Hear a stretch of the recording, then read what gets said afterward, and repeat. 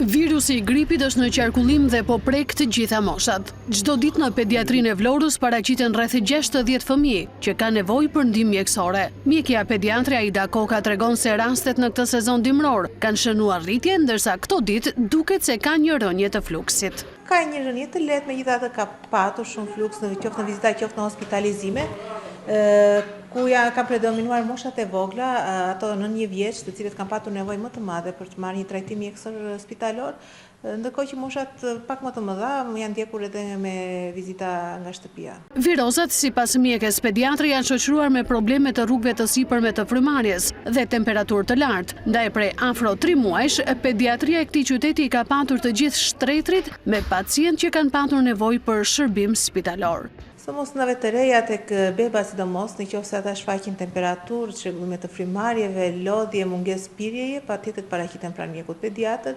Aktualisht, rreth 35 është numri të vegjëlve që për shkak të komplikacioneve të gripit po marrin shërbim spitalor në pediatrinë e Vlorës.